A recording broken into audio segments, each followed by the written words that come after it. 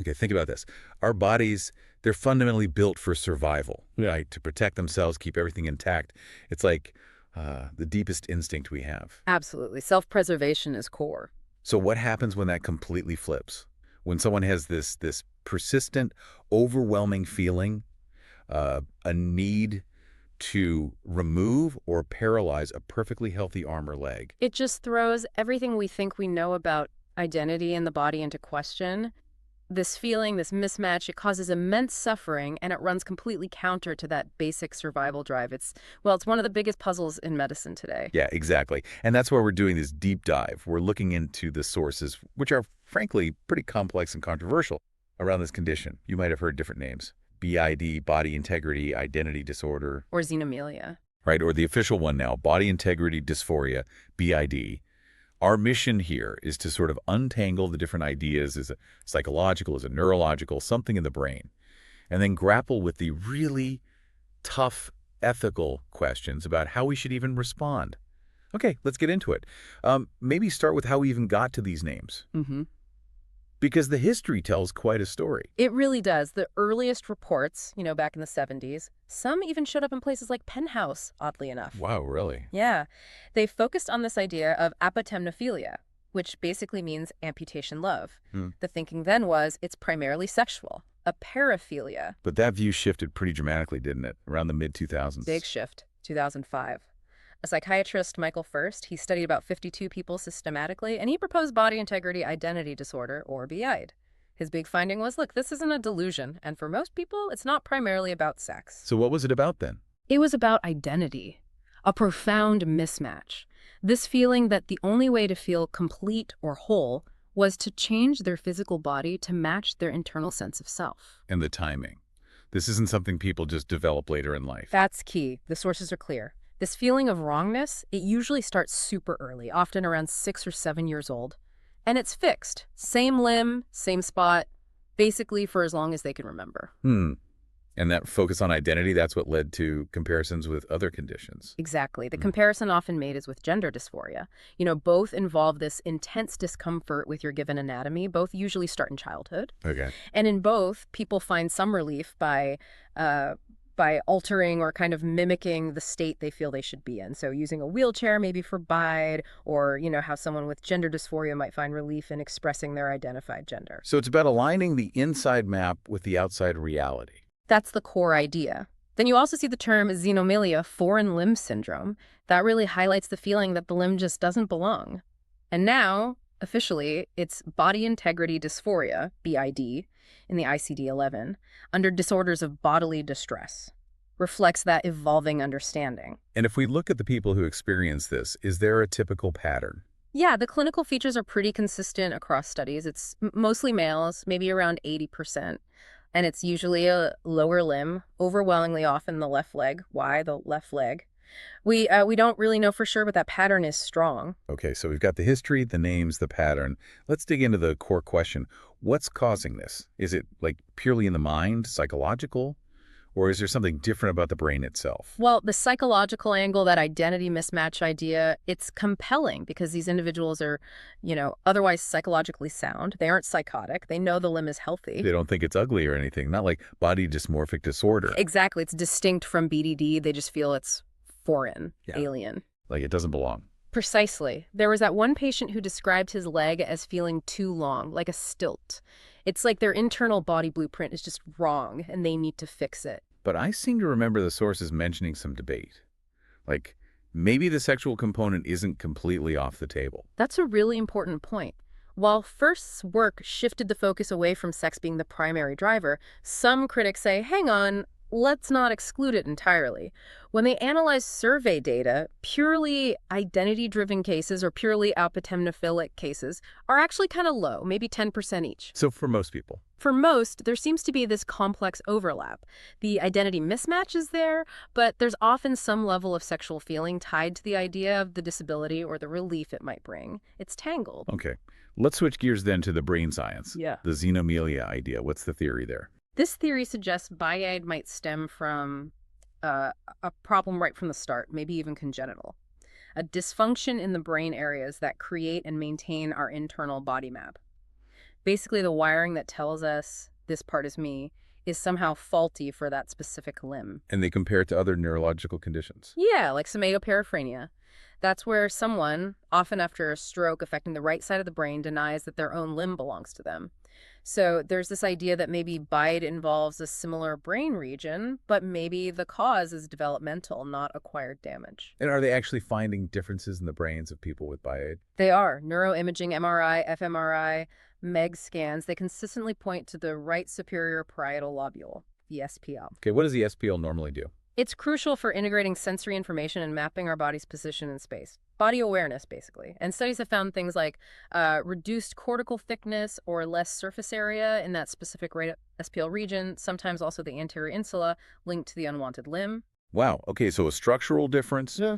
But how do they know if the brain is functioning differently towards that limb, the sensory stuff you mentioned? Right, this is where it gets really interesting.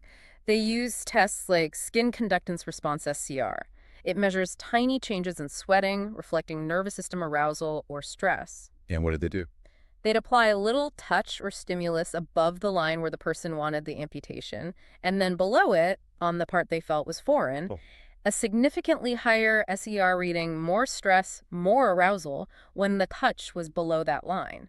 It's like the brain physiologically reacts differently to the unwanted part, as if it's already drawn a line, neurologically speaking. That's pretty powerful evidence for a brain basis. It is. But, and this is the big but. The cause versus consequence problem. Exactly. The chicken and the egg. We see this link between the right SPL structure and the desire. But did the brain difference cause the feeling from the beginning? Like faulty wiring from birth?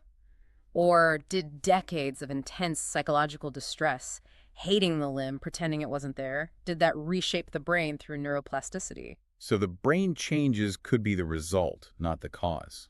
We just don't know for sure yet which way the causality runs. That's the core ambiguity science is still grappling with. Okay, so regardless of why it happens, the result is intense suffering. The sources really emphasize how devastating this is. What does that look like day to day? It's profoundly debilitating. Studies put the average negative impact on quality of life at something like 82 out of 100. Huge.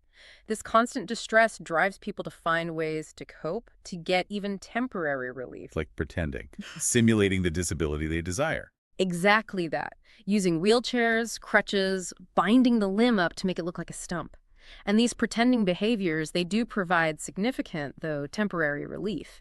There was that case study of the man using a wheelchair in public all the time, matching his inner sense, but still walking at home to stay functional. But that internal pressure, it must be immense. Mm-hmm. It sometimes leads to much more extreme actions, right? Tragically, yes. In the most desperate cases, the need to make the physical body match the internal map becomes so overwhelming that people attempt self-amputation. And the methods are incredibly dangerous: dry ice, tools like hacksaws, even laying the limb on train tracks. Oh my God. The risk is enormous. Terrifyingly real. Risk of bleeding to death, infection, catastrophic injury. It shows the depth of the desperation. And what's really striking, maybe even shocking, is what the sources say about standard treatments, like therapy or medication. It's completely the opposite of what you'd expect, isn't it? Traditional approaches, CBT, psychodynamic therapy, antidepressants, they consistently fail to resolve that core desire for amputation or paralysis. They don't help at all. Worse, some studies suggest they actually increase the intensity of the desire. Maybe because the person feels fundamentally misunderstood, like the therapy is trying to change their core identity rather than address the mismatch.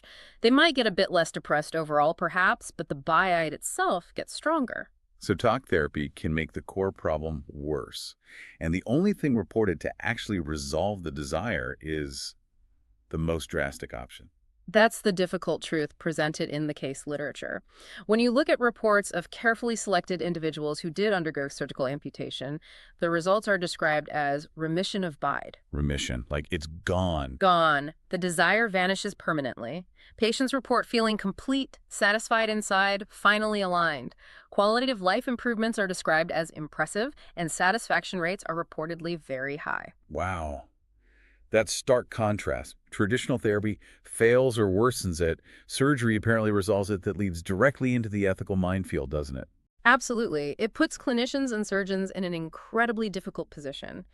You're balancing the patient's autonomy, their right, assuming they have capacity, to decide about their own body against the doctor's fundamental duty of non-maleficence.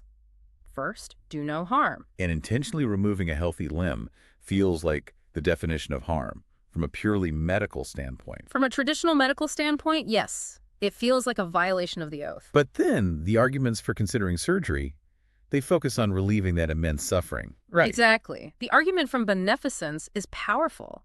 If this suffering is profound, untreatable by other means, and leading to potentially fatal self-harm attempts, isn't providing a safe, controlled amputation actually minimizing harm and maximizing well-being? And there's that comparison again to gender dysphoria.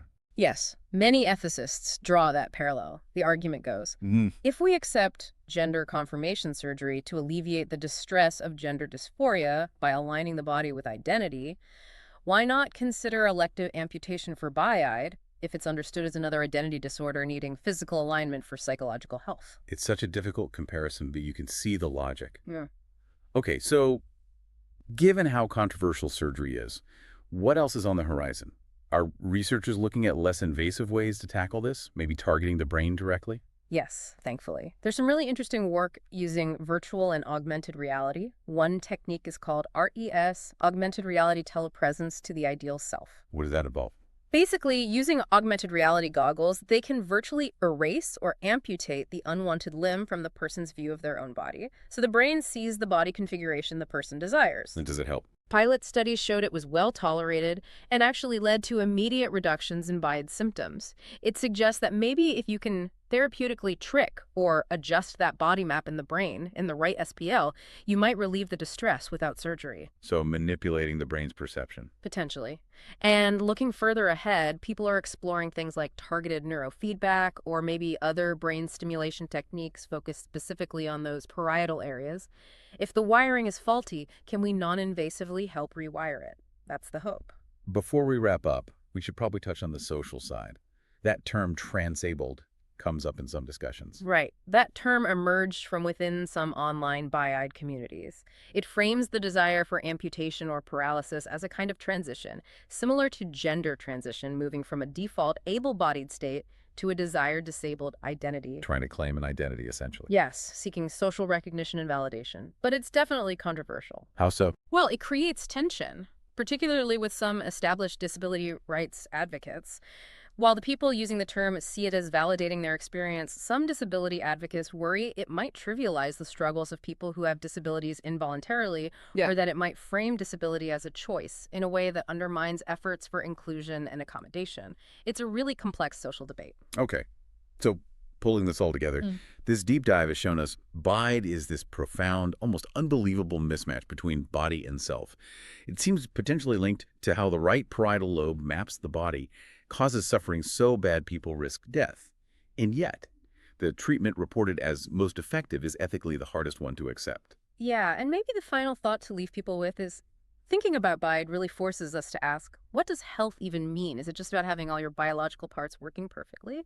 Or genuine health, maybe psychological well-being, sometimes require allowing the physical self to align with a deeply held, persistent sense of identity, even if that means altering a biologically healthy body. That question, biological integrity versus identity alignment for well-being, that's the core challenge BID poses, isn't it? Not just for individuals, but for medicine and society. Thank you for digging into all of this with us.